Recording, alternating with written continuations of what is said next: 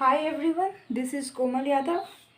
मैं आप लोगों को पढ़ा रही थी सेल के बारे में। तो हमने पढ़ा था सेल क्या होता है और उसके जो सेल थ्योरी थे वो किसने दिया, किस साइंटिस्ट ने दिया और किस किस साइंटिस्ट ने सेल का डिस्कवर किया और फिर न्यूक्लियस का डिस्कवरी किया, वो सब हमने देखा था। और हमने उसके बाद देखा न्यूक्लियस के बारे में, क्रोमोसोम के बारे में, जितने भी चीज़ होते हैं सब ने हमने देख लिया। और हम आगे देखेंगे। यहाँ पे हमने पिछले वाले क्लास में देखा था सेल कंपोनेंट के बारे में। सेल कंपोनेंट में तीन चीज़ें होती है, पहला आउटर कवरिंग, दूसरा प्रोटोप्लाज्म और तीसरा जो होता है वो होता है सेल ऑर्गेनेल्स। अगर हम आउटर कवरिंग की बात करें तो उसमें होता है सेल वॉल, सबसे बाहरी लेयरिंग होती है सेल वॉल की, उसके अंदर होता है सेल मेम्ब्रेन। और यहाँ पे प्रोटोप्लाज्म और उसके बाद हम देखेंगे सेल ऑर्गेनेल्स के बारे में। तो प्रोटोप्लाज्म क्या होता है?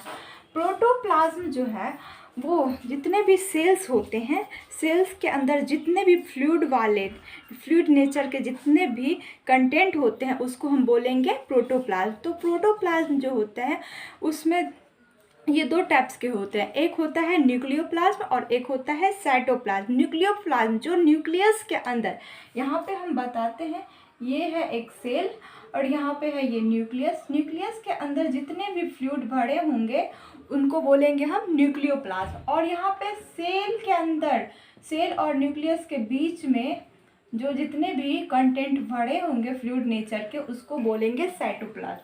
तो this is a cytoplasm and this is a nucleoplasm।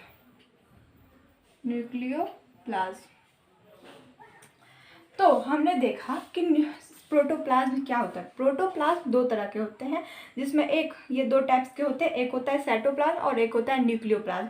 तो यहाँ पे हम बात करने वाले हैं कि प्रोटोप्लाज्म के बारे में। तो protoplasm, the complex fluid part of the cell is called protoplasm. जितने भी कॉम्प्लेक्स जटिल जो तरल पदार्थ होते हैं उसको हम बोलेंगे प्रोटोप्लाज्म।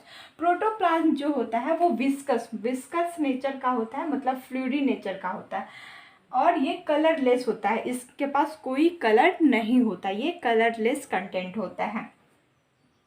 यहाँ पे बात करें प्रोटोप्लाज्म की, तो प्रोटोप्लाज्म जो है ये एक फ्लूइड नेचर का सब्सटेंस है। जितने भी सेल के अंदर जितने भी फ्लूइड नेचर, यहाँ पे हमने बता दिया cytoplasm plus nucleoplasm equals to protoplasm.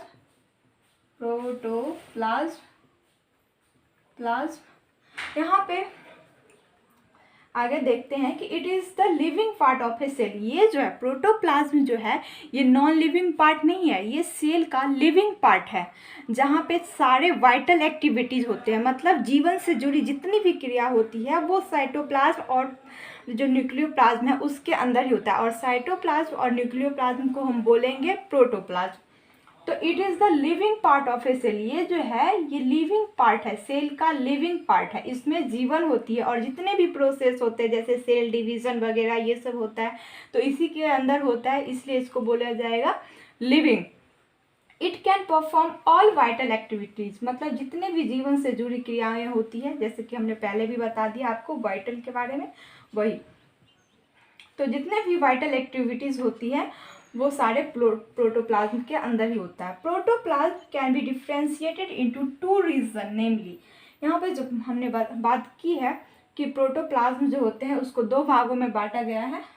इस साइड आके दिखाते हैं, यहाँ पे बोला गया है कि प्रोटोप्लाज्म जो है वो उसको दो भागों में बांटा गया है, टू रीजन।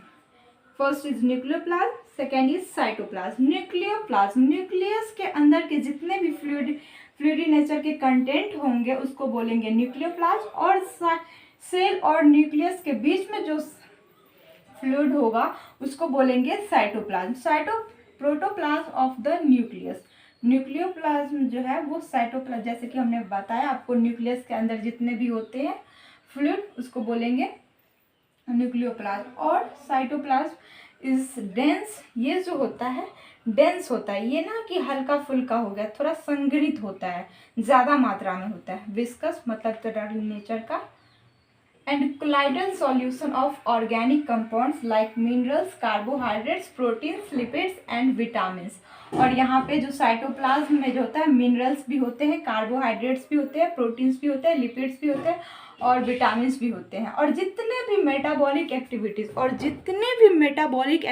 जो होता है वो साइटोप्लाज्म के अंदर होता है।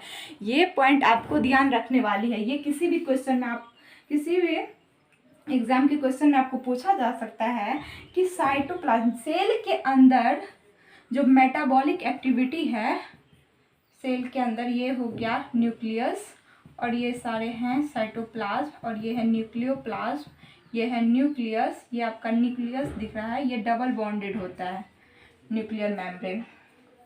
ये जो है ये क्या है cytoplasm, this is a cytoplasm. तो जितने भी मेटाबॉलिक एक्टिविटीज जो होते हैं वो सेल के अंदर वो कहाँ पे होते हैं, तो साइटोप्लाज्म में होते हैं। Activities take place in the cytoplasm. यहाँ पे हम बात करते हैं, यहाँ पे हमने जो पढ़ा उसको हम फिर से रिकॉल करवाते हैं।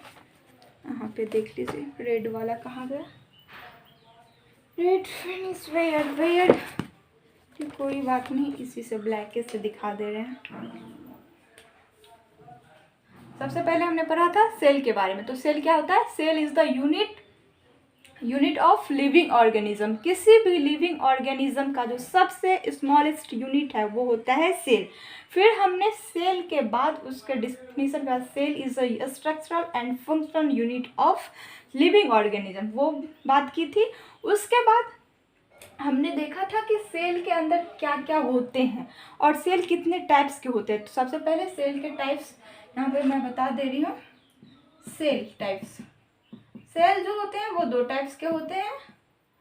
एक होते हैं प्रोकैरियोट, वो ये है स्ट्रक्चरल ऑर्गेनाइजेशन के बेसिस पर, स्ट्रक्चरल ऑर्गेनाइजेशन के बेसिस पर अगर हम सेल की बात करें तो ये होते हैं प्रोकैरियोट, कैरियोट्स एंड यूकैरियोट्स।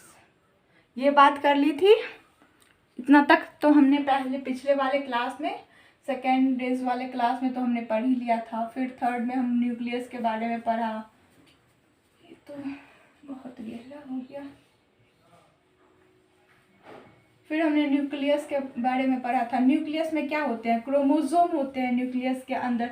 जितने भी जो आनुवंशिक गुण होते हैं, जैसे कि पेरेंट्स से जो नेक्स्ट जनरेशन में जो भी गुण जाता है, को जो भी कैरेक्टर जाता है, वो जो होता है न्यूक्लियस के अंदर क्रोमोसोम, और क्रोमोसोम के अंदर जो डीएनए होता है और उसके जो स्मॉलेस्ट पार्ट होते हैं जीन। यहाँ पे हम बात करें क्रोमोसोम की तो ये आप देख रहे हैं, ये आपको एक क्रोमोसोम, ये आप क्रोमोसोम दिख रहे हैं, ये 2n क्रोमोसोम।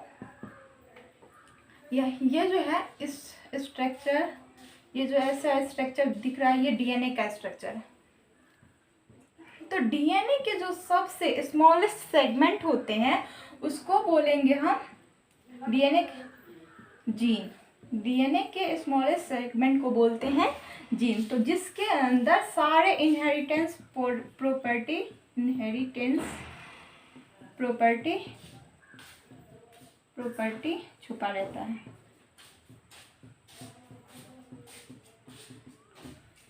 यहाँ तक तो हम लोग ने पढ़ लिया था।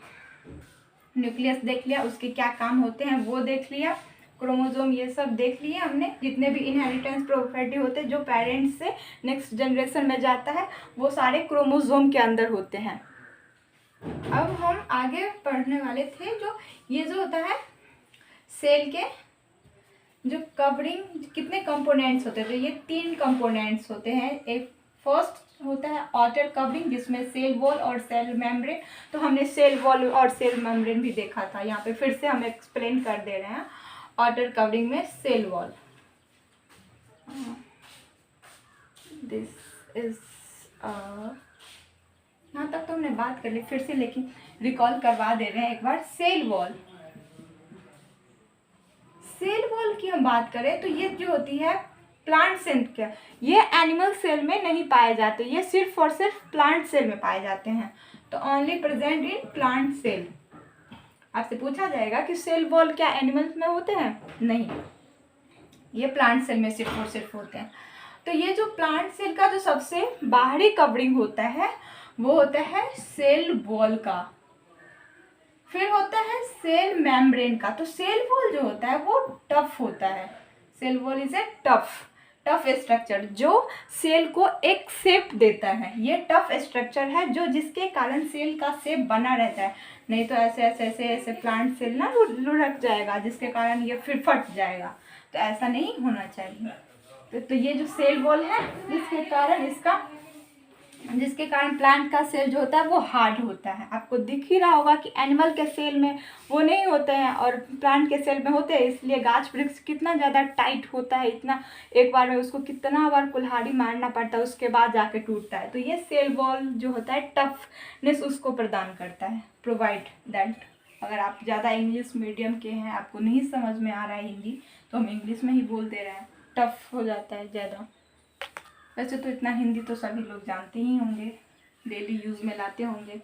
फिर हमने बात करी थी सेल वॉल के बाद सेल मेम्ब्रेन की। लाइन आया सो हम डर भी गए। यहाँ पे हम बात करते हैं, गाना गाते गाते मैं बच गई। मुझे गाना गाने का मन कर रहा था, पता नहीं क्यों। तो यहाँ पे हम बात करें सेल मेम्ब्रेन। सेल वॉल हमने देख लिया, ये टफ स्ट्रक्चर होता है।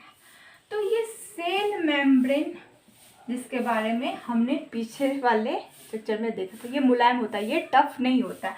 और ये जो है ये एनिमल सेल में पाया जाता है, जिसके कारण एनिमल सेल को एक शेप मिलता है, जिसके कारण एनिमल का सेल इधर उधर घिसका फुसका नहीं रहता। एक अच्छा शेप प्रोवाइड करता है सेल को, वो है सेल मेम्ब्रेन एनिमल सेल में। प्लांट का तो ज़्यादा हार्ड होता है क्योंकि वहाँ पे सेल मेम्ब्रेन पाए जाते हैं, इसलिए। फिर हमने वो तो आउटर कवरिंग देख लिया। उसके बाद हमने बात करी थी प्रोटोप्लाज्म। तो प्रोटोप्लाज्म के बारे में अभी हमने बताया, ये जो कॉम्प्लेक्स फ्लूइड पार्ट होता है। प्रोटोप्लाज्म विस्कस होता है और कलरलेस होता है। प्रोटोप्लाज्म जो है वो लिविंग पार्ट होता है सेल का। और जितने भी जैविक क्रिया होते हैं, वाइटल एक्टिविटीज, जैविक क्रिया मतलब जीवन से जुड़ी हुई जितनी भी क्रिया होती है वो प्रोटोप्लाज्म के अंदर होता है। प्रोटोप्लाज्म जो है उसको दो भागों में बांटा गया, एक है न्यूक्लियोप्लाज्म और एक है साइटोप्लाज्म। न्यूक्लियोप्लाज्म जो होता है, न्यूक्लियस के अंदर जितने भी फ्लूइड कंटेंट होते हैं उसको बोलेंगे न्यूक्लियोप्लाज्म। और यहाँ पे साइटोप्लाज्म जो न्यूक्लियस और सेल, यहाँ पे अगर हम आपको बता दे रहे हैं कि न्यूक्लियोप्लाज्म क्या होता है। What is this? This is a cell structure. Cell structure. This is a nucleus. यहाँ पे डबल मेम्ब्रेन होता है न्यूक्लियस पे। आपसे ये क्वेश्चन पूछा जाएगा। ये क्वेश्चन जो है वो 11th-12th के बच्चों को भी पूछा जाता है, तो आप लोग तो छोटे बच्चे होंगे तो भी पूछा जाएगा। ये 11th, 12th और 9th, 10th दोनों बच्चे पढ़ सकते हैं, इसमें कोई दिक्कत की बात नहीं है। ऐसा नहीं है कि आपको कुछ समझ ना आ रहा होगा, सब समझ में आते हैं। और यहाँ पे this is a cytoplasm, this is a nucleoplasm. तो हमने साइटोप्लाज्म देखा। साइटोप्लाज्म जो होते हैं जिसमें इसमें ना ये डेंस होता है। डेंस इसलिए होता है क्योंकि इसमें बहुत सारे मिनरल्स भी होते हैं, मिनरल्स, विटामिन्स, लिपिड,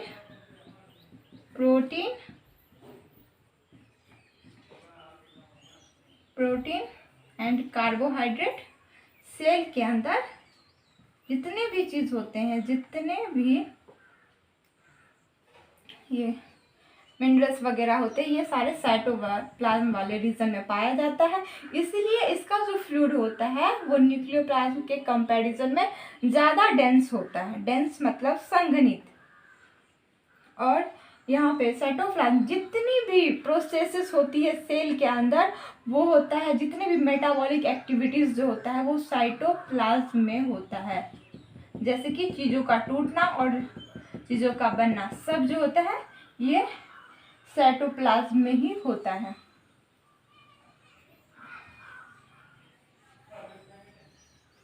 तब तक के लिए आप लोग इसको नोट करें, फिर हम अगले स्लाइड की बात करते हैं, फिर अगले स्लाइड पे देखेंगे इससे आगे। चलिए देखिए, तब तक आप इसको नोट करें।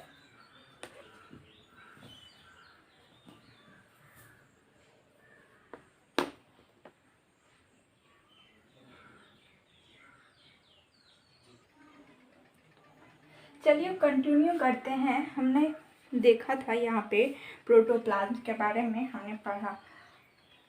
अब हम पिछले